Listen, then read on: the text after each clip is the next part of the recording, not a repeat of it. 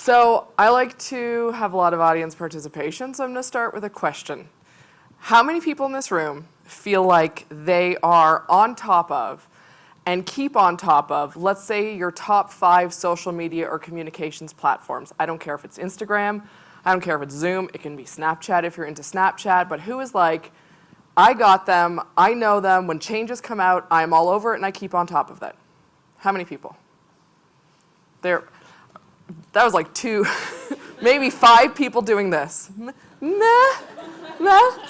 So how about if every year one new platform was introduced and became part of the norm? How many people feel they could add a whole new platform in on a regular basis? Shaking heads. Now imagine 5 of those a month, or 25 a month, or 25 features a month. Because this is what's coming.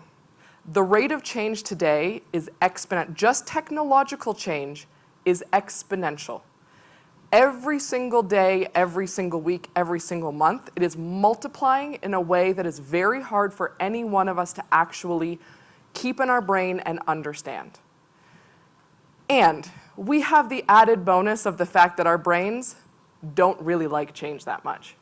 Our brains want to keep us safe and they want to keep us where we are. And as nomads, where there's already a lot of unknowns and a lot of changes, our brains really are like, what are the things I can hang on to and do well and be safe inside? I'm telling you this not to scare you, but because I believe that by understanding what's coming and by having it front of mind, we can actually do the work so we are prepared with the changes that are coming. So this is me. I'm not going to tell you what's on there about what I do, but I'm going to tell you why I do it because it's actually very relevant to this talk. So I do what I do because I firmly believe that every single person on this earth, every single human being, should be heard and seen and be able to show up fully as who they are in the way that works for them. And I think when we have that, we have people who thrive. And today, there are too many people who are just in a state of survival rather than a state of thriving. And with the changes that are coming, this is not going to get better. This is going to get worse because as you saw from the show of hands with the amount of things in a very small category today, most of us are already not in a position where we feel like we have a grasp on all of it. Some of you may have seen some of these hashtags, especially if you're on, I don't know, Instagram. Hustle hard, rise and grind, 5 a.m. club. If you follow Ty Lopez or people like Gary Vaynerchuk, this is everything they talk about. It is all about do more things, work harder. You know, the early bird gets the worm, keep on top of all the stuff, work. Doing all of these things shows that you are committed and you are going to make a difference and you're going to be successful, whatever that is. Your success, your happiness depends on the things that you do is the message. And I think this is really toxic because we already live in a society where busyness is a badge of honor, where we have conversations like, hey, how are you? And someone says, good, I'm so busy. You should see my calendar. This is a very common response. This is the norm. And that is not healthy now, but is massively problematic when we start to talk about the number of things that are coming every single day. And there is no bubble, there is no industry, there is no person on this planet who is not going to be affected by the changes that are coming. And you can't stop them.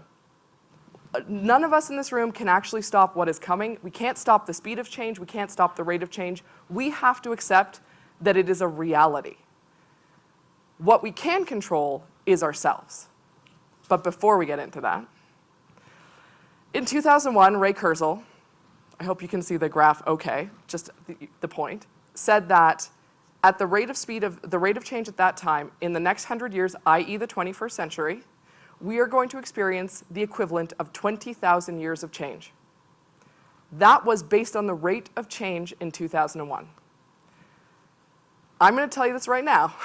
The rate of change in 2018 far exceeds the rate of change in 2001. So that 20,000 years is a very, very small estimate. We already know that none of us can stay on top of change the way we cannot adapt to the change that is happening now, let alone the change that is happening in that last little bit, which is the next 80 years. We know that in the last 10 years, that the amount of change that has happened has exceeded all of the change in the previous generations that have existed in the last 10 years. Think of it this way. How many people in the audience don't have a smartphone? 0 people. 0 people have a smartphone. 11 years ago, no one had a smartphone. We had cell phones that you used to make calls and text where you were, hitting the keys multiple times to get a letter out. I need a C, 1, 2, 3. I need an H, 1, 2, 3. This was what we were doing 11 years ago. And now, no one in this room doesn't have a smartphone. 11 years ago, AI and machine learning were an idea. They weren't a reality. And now you go onto most websites and there is a chatbot of some sort that is powered by AI, often machine learning, that is going to triage you before you talk to an actual human being. Many of us are interacting with these things on a daily basis, and they were not in the world 11 years ago. Think about what that means for the next 10 years, because I don't even have a concept of what could be out in the world in the next 10 years. But in good news, some other people do. So Gartner predicts that, I'm going to go slightly closer to read this so I'm not turning around, that 100 million consumers will shop in augmented reality by 2020. How many people in this room shop in augmented reality now? Does anyone even really understand what that means? Right, a handful of people even understand it. And in a year and 3 months, 100 million users are going to be shopping in augmented reality. How many people in this room have a VR set? 4, 5, am I counting approximately right? I like that Jules is kind of like in the middle. Okay, a handful of people in the room have a VR set. In 6 years, 500 million people are going to have VR sets. They will have sold 500. That is a huge number of VR sets, because most of us have probably seen them at conferences, check them out in a group setting, but don't go home with a VR set. This change that is coming. This is the tip of the iceberg, by the way. I have a much longer list that I was not going to overwhelm anyone with, but when you start looking into this, the change is coming, the rate of change, what is coming is unbelievable. We cannot stay on top of it. Automation is real, automation is coming, technological change. We cannot individually stay on top of all of it, and to expect ourselves to do so is unrealistic. What we can do, and what I think is the most important thing that we do, is we stay on top of ourselves, because all of this starts internally. It starts with mindset and beliefs, and it goes from there. Because if we try and stay on top of the external, we are going to burn out even more so than people are already burning out today. And as I'm sure you're all aware, there's a lot of burnout happening today as it is. We are going to be overwhelmed. We are going to be trying to do more things. We are going to be trying to do all of the things. Lots of us are probably already trying to do all of the things. With all the things coming, how are you going to do more?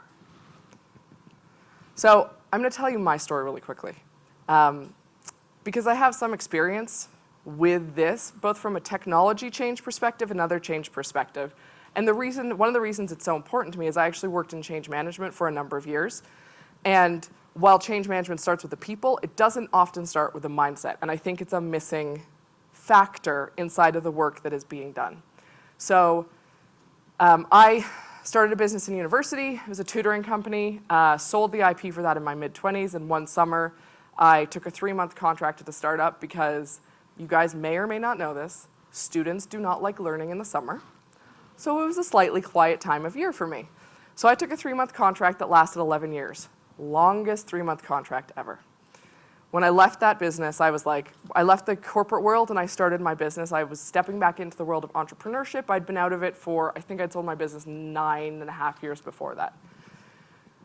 When I talk about the rate of technological change, I have experience with it from being at one entrepreneur and then going into it 11 years or 9.5, 10 years later. things were entirely different. When I started my tutoring business, I had flyers that I put up. I would go to school and like hand out pieces of paper to give to parents and kids. I was talking to, it was entirely word of mouth. I had no website.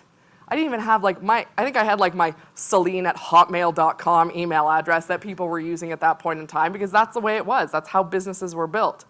And I came out of this and started a new business that was a whole new world. And I was like, one, I had a terrible name for my business. It is not the name of my business currently. I did change that. But there were so many things to do. It was websites and Facebook and groups and LinkedIn and Periscope. Anyone remember Periscope? I was all over that. I was like, oh, this is the next big thing. It wasn't. But I was convinced at the time it was. So I was like, I'm jumping on Periscope. Everything that was out there, I would talk to someone, they'd say, oh, here's this thing that's working for me. You need to build this funnel. And I was like, doing all the things. And I was not making all the money. Doing all the things, not making all the money, and just distracting myself with all of the things that I had to do. So when I renamed my company, I also refocused and I narrowed down all of the things. Didn't do Periscope anymore, guys. I was over Periscope at that point, and I got really clear on what I wanted to do and how I wanted to do it. And then I heard about more things, and I got slightly distracted and started doing more things. And a lot of them were based on technology or new ideas that were coming out that someone had mentioned or was working for someone else, and I went, well, if it's working for that person, I have to find a way to make it work for me. And then 2 and a bit years ago, my mom was diagnosed with lung cancer. Stage 4, not a lot of time to live. And I became a full-time caregiver within a month. And everything changed because I could not do all of the things. I could not stay on top of all of the changes that were out there and what people were telling me that I should be doing. And I had to take a step back so I wouldn't overwhelm myself and I wouldn't burn myself out inside of this space and figure out what was most important to me, what I wanted to be doing, what I wanted to accomplish, and how I wanted to be showing up to make that happen. And I did that. And I took care of my mother for a year until she died. And then I dealt with her estate, which is the really not fun aftermath of this whole situation. And in that time, I did not grow my business, but I did not lose clients. When a client left, there was someone always magically there in the wings waiting to come in. I worked very few hours. In the last few months of my mother's life, I was living the 4-hour work week, but maybe not in the way that was intended by Tim Ferriss, but I was living maybe a 4-hour work week because I had to be really clear on what mattered and where I was spending my energy. I had to take the time to look at my mindset and beliefs. I had to take the time to prioritize what was important to me, and I had to take a step back of doing more things.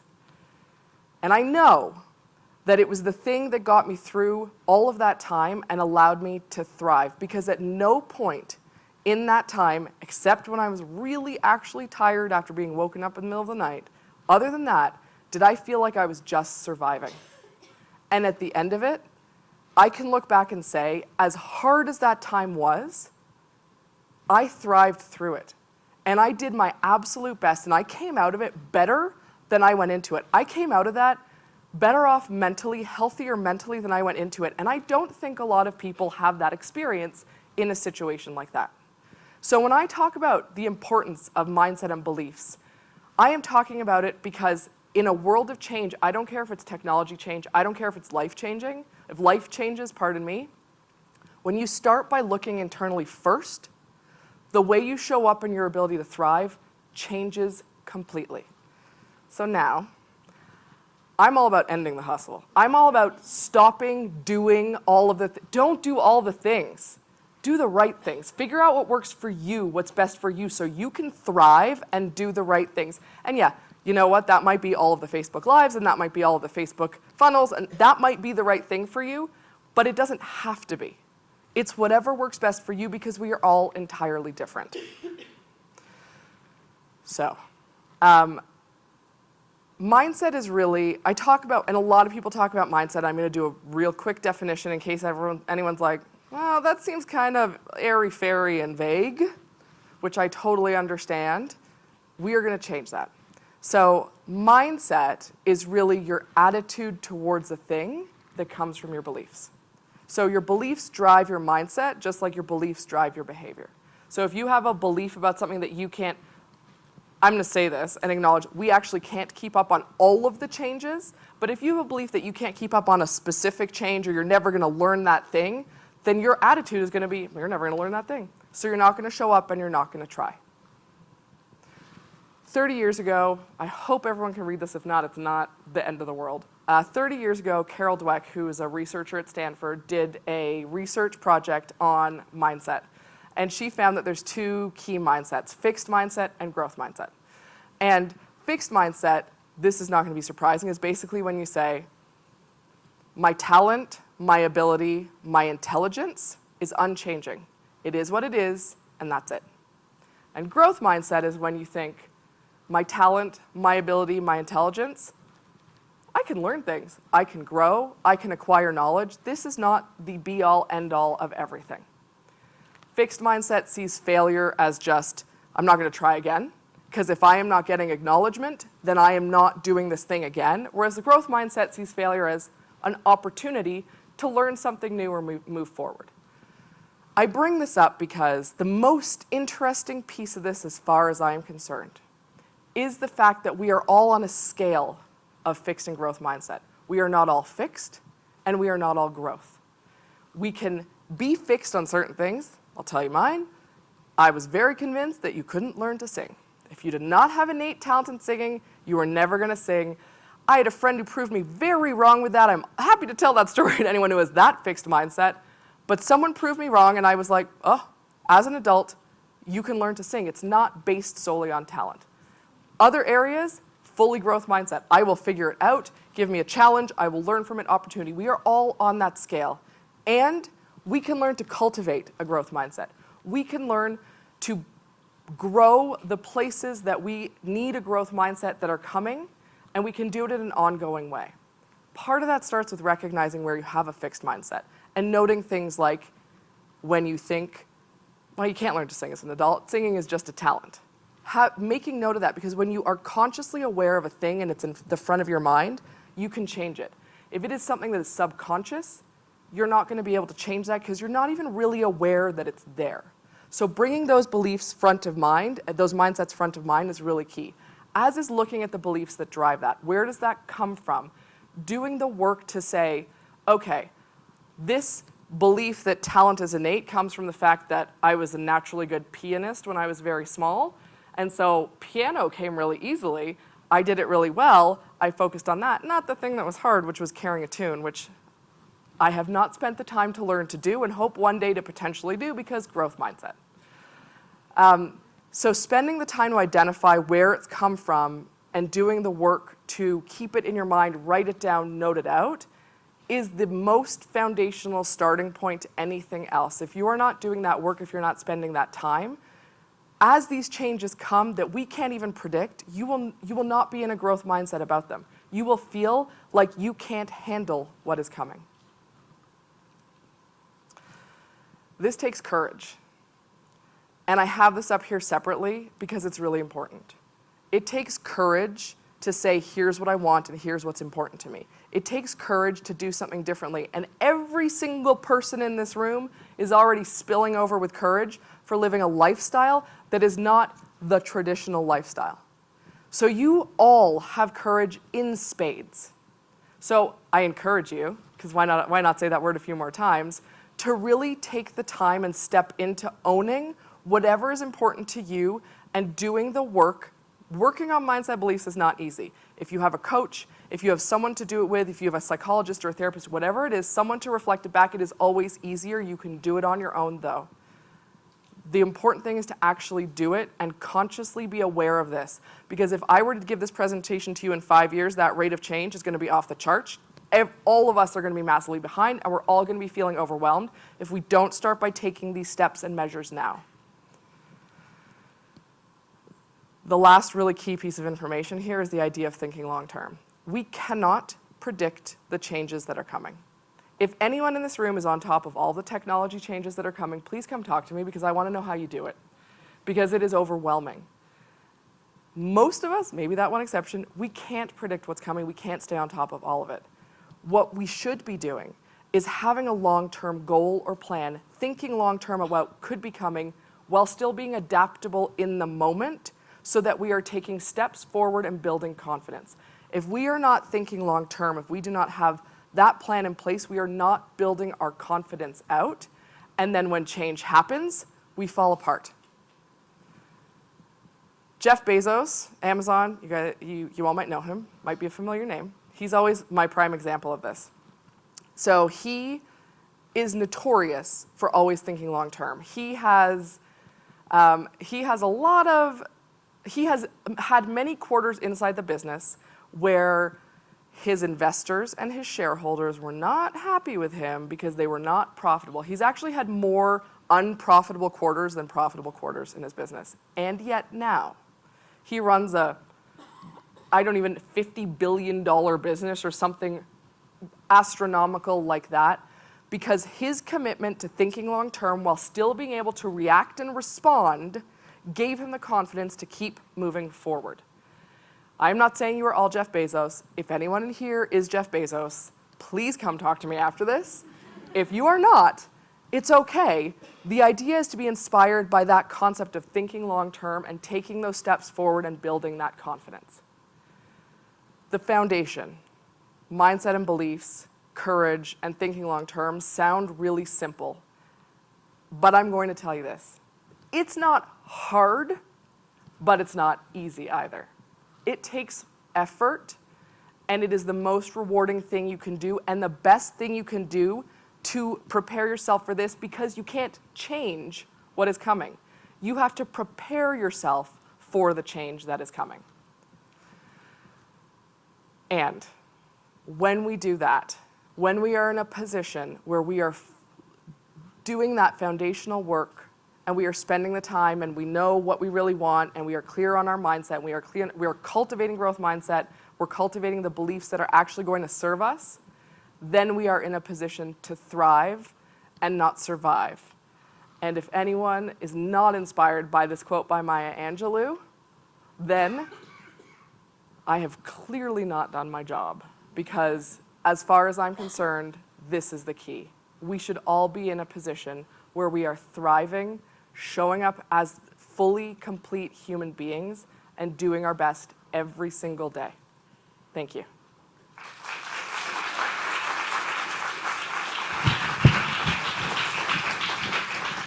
How amazing is Celine, everyone? Give her another round of applause. That wasn't enough. Okay, so get your questions ready, but I have one to start. Yes. I want to know, do you think there's any particular soft skills that we as remote workers are not prioritizing that we should be in our preparations? So I think so I will give a really quick background. I have been location dependent in my business for 5 years, but when I worked in corporate, I actually worked in a company that we had dispersed teams 15 years ago, and it was not a thing. So when we were using dial-up internet and phone and very slow email. So I say this because I think we often focus on the technology that is going to enable whatever it is that we're trying to accomplish when we're not in the same space. And that's important because it enables us to work. However, I think the key soft skills are communication, and no one's going to be surprised by this if you came to my workshop, emotional intelligence. Because if we are not communicating in ways that are beneficial to the person on the other side of the communication or the people on the other side of communication, we are not going to be effective. We're not going to get the results that we want or the results that they want. And emotional intelligence enables that communication. Yeah, absolutely. Wonderful. All right, first question over here, Joelle. Hey. Hey. Thanks, Celine. That was great. Thank you.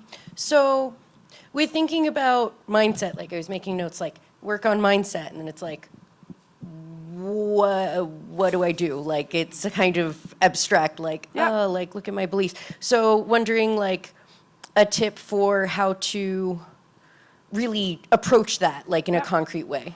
So I would say the best thing to start with is I will say this, if you want to sit down and really try to dive into your mindset all at once, kudos to you. It's not how I would necessarily recommend doing it, and I work with clients on this quite often. And it's not a one session, we fix everything. There's all your mindset stuff, done, see you later. Amazing. And that's not how it works. What I would say is to start slowly. So you can start by saying, if you notice in your language or your thinking where you're like, I can't do that. That's a talent, or I'm not good at that, or someone else isn't good at that, or that person's not smart enough to do that thing, or whatever that is that comes up, make note of it. Once you have that, you can actually look into what that mindset and belief is at driving it. But I think the easiest thing to do on your own is to just note anytime you're speaking or thinking in that language where that's not possible, or I can't do that, or that person can't do that. Because mindset is a little bit of an abstract concept. And it's why I say, ideally, you want to work with someone on it who can reflect back to you. But when you're doing it on your own, your best bet is to start by noting where that's coming up or where you're using that language internally or externally. You're welcome. Go in here. Hi, Celine. Hi. That was great. Thank you. What are your thoughts on the difference between outsourcing and seeing if a strategy is relevant in the long term? Can you tell me a little bit more about that? So I think a lot of us might have started thinking about your talk and saying, oh, well, you know what, it's not hustle if I outsource that, you know? Like, I'm not doing the work. Somebody else is doing the work, right? Whereas at the end of the speech, you were talking about the long-term strategy. Yep. And then we're talking about technology in the middle and like evolution. Yep. So I think it's really easy to say, oh, you know what, I'm not going to learn that, or I don't have the patience for that, so I'm going to outsource it, versus having a value that says, you know what, maybe this is just something that's going to be a short-term trend. Yep. Like, does that make more sense? It does, and and thank you for that. And it's a balance. So outsourcing is important. We can't do everything as we grow. I mean, if there are businesses where one person can do everything 100%, and that's wonderful. But if you want to grow in a certain way, you can't, right? There's too much to learn. So there is definitely value in outsourcing. But I would say for me, it comes back to being really clear on what you want to grow, what you want this to be, what your values are, and outsourcing in the right way. So I work with a lot of entrepreneurs that outsource a ton of stuff, that will have multiple assistants. They'll have someone doing their Facebooks or their social, I don't know why I always call it Facebook alone, their social media. They'll have someone doing marketing funnels. They'll have a copywriter. They'll have a website person. They'll have all these people doing outsourced things. And it's they're not thriving in any way. It's exhausting. They're now just managing more things. If you are in that space, I would recommend taking a step back and actually figuring out what you want. If you are doing that and it feels wonderful and you're growing in the way that you want to grow, then that's fantastic. There's nothing wrong with it if it works for you. And so it's a bit of an unsatisfactory answer because I think it's really dependent on the person, and it's being aware of how it makes you feel in that moment. Does that help at all? Yes. Okay. Awesome. All right, we got time for one more. Yay. Hi, Laura. Hi, Celine. Hi. Hi. So my question is, you mentioned that at the end that we should be prepared for what's coming. Yeah. So how do you think like one way that we can prepare ourselves? Well, be aware that it's coming is the best way to prepare for it. I wish I could. Being prepared for what's coming is really just an awareness that this is an exponential change that is coming, and the awareness that we individually cannot stay on top of all of the change. If we don't have that awareness, imagine how it's going to feel when suddenly there's 25 new social media apps a month that people are telling you need to be on top of. If that awareness isn't there, that is a recipe for overwhelm and burnout. The other thing I would recommend is whatever your industry is, keep an eye on it so you feel prepared for what is coming. So just keep an eye on it. I'm not saying you have to do all the time. I'm not saying spend all your time. Just have it in your awareness again, because if you're aware of it and it's in your conscious mind, it's not going to be a surprise and it's not going to overwhelm you the same way as when it feels like it's coming out of left field.